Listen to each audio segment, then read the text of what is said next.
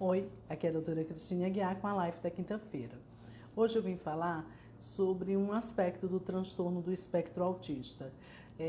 O número de crianças com espectro tem aumentado de uma forma realmente absurda, o número de procuras ao consultório de neuropediatria é imenso e com isso nós estamos fazendo diagnósticos mais precoces, o que para a gente é muito bom, porque nós damos uma chance de uma reabilitação melhor, com menos limitações para a vida.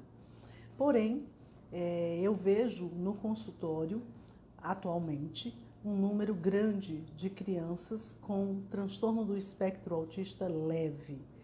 E fico feliz, porque esse aspecto leve do transtorno, ele era muito tardiamente diagnosticado, porque são crianças que adquiriram a linguagem, falam, demoraram um pouco, mas falam, te respondem de forma pobre, muito monossilabicamente, de uma forma muito direta, mas que te respondem. Então, por isso, a família justifica como sendo timidez, ele é calado, ele é tímido. E, normalmente, há alguns anos, 5 anos atrás, nós fazíamos o diagnóstico de transtorno do espectro autista leve com 10, 11 anos, muito tardiamente, quando se ficava evidente o grau de dificuldade de comunicação, já que com 10, 11 anos, a criança é quase um pré-adolescente e ela deveria estar extremamente desarnada no conversar, no realizar raciocínio, compreender as coisas, ponderar. E aí a família percebe que agora eu não posso mais justificar como é calado, é tímido. Realmente agora eu estou vendo um problema, porque ele não consegue manter um diálogo com uma conversa razoável, com uma coerência, seguindo um raciocínio.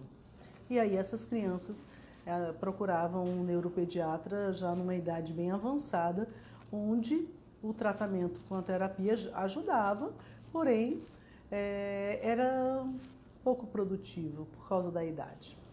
Atualmente eu tenho recebido crianças com queixas leves, pequenas, com 2 anos e meio, queixas a criança já fala, só que não fala tão bem. Ela responde aos pais coisas do dia a dia, porém brinca com algumas crianças, mas é muito seletiva na amizade, tem medos inapropriados de locais, tem uma dificuldade para ambientes estranhos, novos ambientes, novos lugares. Então são queixas menores, são queixas que comumente, facilmente eu posso justificar. Muito fácil justificar. Então, por isso, acho muito bom que as famílias estejam alertadas a procurar o profissional, mesmo em casos assim tão leves, porque é melhor ser descartado, é melhor você estimular a criança, consertar alguns erros que porventura existam na criação, no modo de vida dessa criança, e com isso resolver essas pequenas dificuldades e talvez descartar o transtorno do espectro autista leve. Mas se confirmado, eu terei uma ótima evolução porque fiz um diagnóstico precoce. Então, uma das coisas é que as pessoas ainda têm uma visão, aquela criança abraça o pai e a mãe, então ele não é autista, então ele não está dentro do espectro autista. Uma criança que está dentro do espectro autista não vai abraçar o pai e a mãe. Isso é mito. As crianças com transtorno do espectro autista, até os graves, podem ter e têm condições de demonstração de afeto. Eles podem ter e muitos têm. E isso não vai tirar o meu diagnóstico de transtorno do espectro autista. Ou então, essa criança é muito comum, ele já sabe todo o alfabeto, ele já sabe todos os números, até o número 100, então ele não é um espectro autista. Mas dentro do espectro autista eu não estou falando em inteligência. A inteligência não tem nada a ver com estar dentro do espectro autista. Eu posso ter dentro do espectro autista crianças com inteligência normal, com inteligência até acima do normal, e posso ter crianças com deficiência cognitiva que também estejam dentro da dificuldade de comunicação e interação social e por isso estarão dentro do transtorno do espectro autista. Achei curioso e acho curioso porque uma das coisas que a gente mais, a parte de comunicação, olho no olho. Ele olha nos olhos, então ele não é autista? Ter dificuldade de comunicação visual é uma das coisas que pode estar presente no espectro. Mas eu tenho diversos pacientes dentro do espectro que realizam o contato de olho a olho. Normalmente são casos mais leves, que não tem problema, não tem dificuldade de realizar comunicação visual. Casos mais graves costumam realmente ter dificuldade de realizar comunicação visual. Então, esses mitos atrapalham o diagnóstico precoce, atrapalham a procura ao neuropediatra e atrapalham com isso o prognóstico.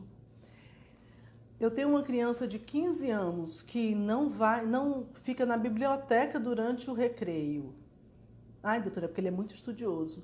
Ele fica na biblioteca durante...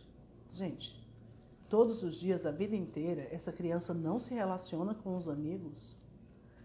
Pode até não estar dentro do espectro autista, mas isso não é normal. Esse comportamento não está dentro do padrão normal, porque o ser humano é um ser sociável. O ser humano é um ser sociável, ele tem um instinto de comunicação tão natural quanto o passarinho voar. Então a gente se comunica, o recreio é a melhor parte da escola, é onde a gente tem amizade.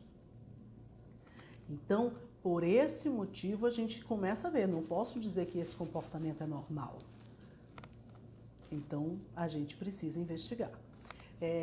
Paciente que não compra o lanche porque não consegue comprar o lanche, não consegue chegar na lanchonete e perguntar o preço e dizer o que quer. Se for um menino pequeno, que tenha 6, tenha 7 anos, eu ainda posso dizer, tá, tudo bem. Mas o menino tem 15 e não consegue comprar o próprio lanche, eu não posso justificar isso como timidez. Algo existe.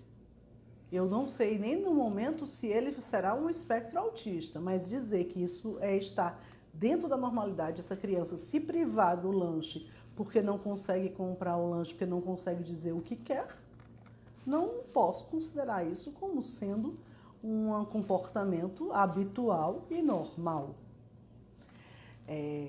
Algo está acontecendo. E com isso diversas queixas pequenas aparecem. E o contato visual é engraçado porque você pode também ter o ato de fechar os olhos. Pessoas, não, doutora, quando ele fica com raiva, ele fecha os olhos. Quando a gente reclama dele, ele fecha os olhos. E pode ser uma forma de agir, sim, mas se você for pensar também é uma forma de não comunicação. O corpo fala, o corpo está dizendo que eu não quero me comunicar, eu não quero entender as suas razões porque eu não posso ir, porque eu não posso comer, ou porque eu não posso fazer o que eu quero, né? Aqui estão me passando algumas dicas. O Adriano está me falando de um tema para a próxima live, Lennox Gastaut. Esse tema já tem no canal Neuropediatria para você. Então, por isso, você pode procurar lá que Lennox Gastaut já tem. As mães da epilepsia entrando hoje, tudo bom? Que existem, deve ser a Nívia que está falando que nós temos instrumentos hoje para avaliar crianças bem pequenas, inclusive as crianças não verbais.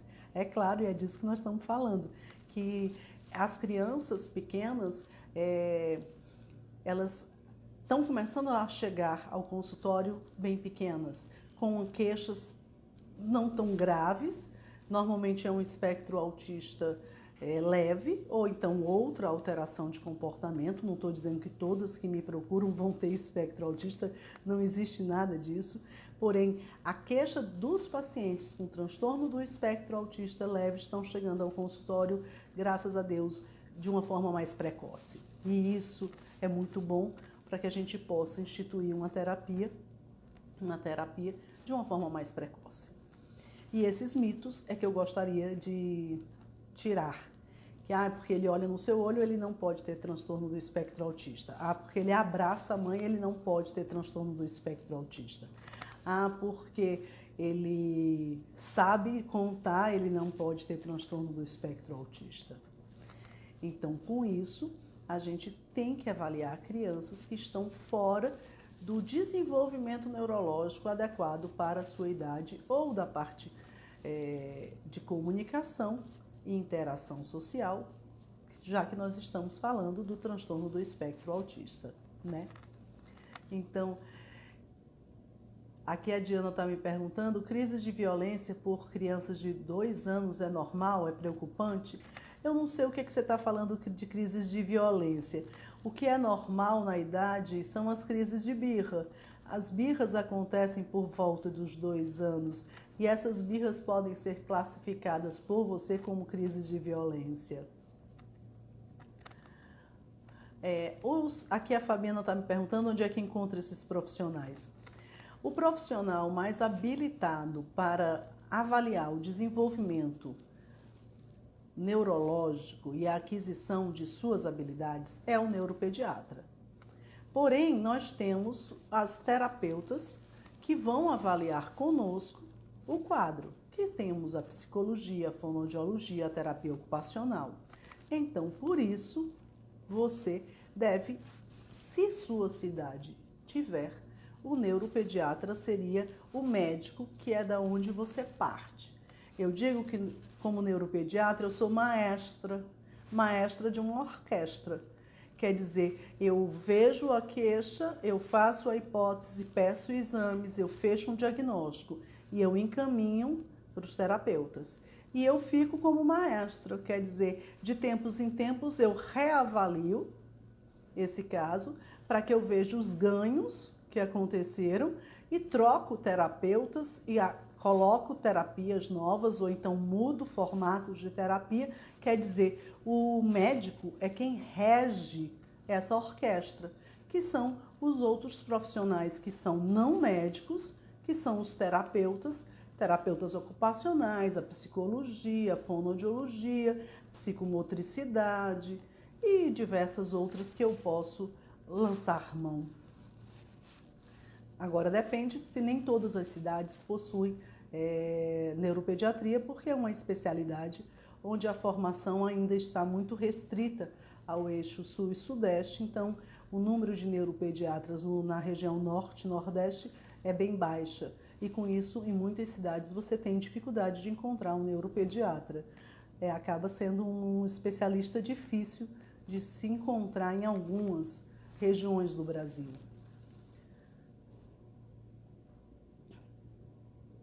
Então, eu espero, estou vendo aqui a conversa, né? A Nívia está conversando.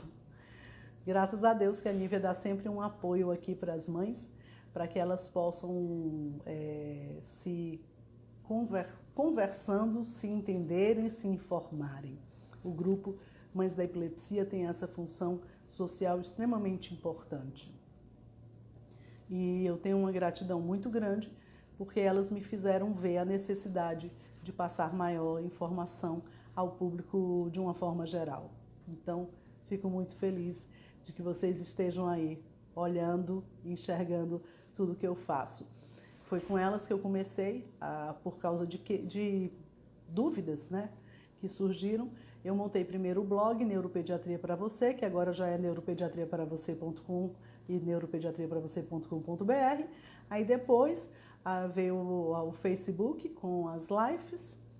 Hoje em dia nós temos também o Instagram, Neuropediatria para Você, que é onde começará uma live daqui a pouco, às 5h30. Começa outra live lá no Instagram, que é uma página que é mais voltada a desenvolvimento neurológico.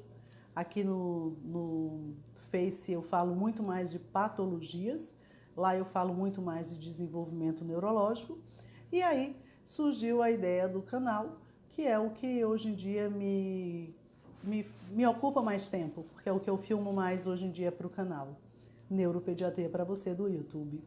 Mas fico feliz porque foram elas que me alertaram desta necessidade, desse grande espaço de mães com crianças com necessidades especiais, com particularidades e que tinham uma dificuldade imensa de acesso a uma informação simplificada, porém que mantivesse o perfil e mantivesse eticamente as informações corretas, sem conseguir colocar panos quentes e dizer que não é nada, mas ao mesmo tempo também não sendo terrorista, porque em muitos casos você entra na internet e você só encontra pessoas que talvez exageram nos sintomas das coisas, né? A Aldenísia está falando aqui que tem um sobrinho com 2 anos e 4 meses, queria muito levar, porque ele fala poucas palavras. Deve levar para um neuropediatra, sim. A alimentação tem algum ponto positivo em relação ao autismo e questão da agitação? Olha, Fabiana, essa parte da alimentação, existem algumas dietas que foram colocadas. Na internet você vai ouvir falar de várias dietas. Existem algumas mães que realizam essas dietas. Não existe comprovação científica. Então, assim, na minha página eu não falo de coisas que não tenham comprovação científica, não tenham comprovação pela sociedade. Então, até o momento, essas dietas com restrição de alguns alimentos não possuem comprovação. Então, eu sei do que você está falando, eu tenho um conhecimento das dietas e, infelizmente, eu tenho um conhecimento do comércio dessas dietas. Porque uma coisa é você tirar alguma coisa, outra coisa é você vender uma dieta. E vender caro uma dieta prometendo um resultado que você não poderia prometer porque você não tem bases científicas. E então isso é uma coisa que muito me entristece. Tá certo? Quem tiver dúvidas, quem tiver alguma sugestão, coloque nos comentários. Eu passo a minha semana inteira respondendo, tanto aqui no Face, do Instagram, quanto do YouTube, quanto do blog. Então, eu mantenho as respostas sempre em dia. Então, por isso, vocês coloquem que no decorrer da semana, como é muita gente, eu não consigo, normalmente, no mesmo dia, responder todo mundo. Tá certo?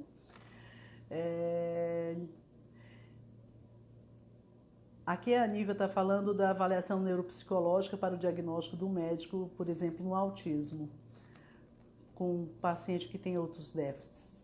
É bom que ela está fazendo uma avaliação e ajudando aí a Fabiana a entender melhor o caso, tá certo? Então, daqui a pouco eu entro no Instagram. Quem quiser, me acompanhe lá.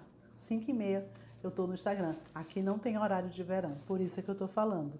Para mim, não tem horário de verão porque eu sou de Fortaleza, tá certo? Não estou em São Paulo. Beijos, beijos, beijos.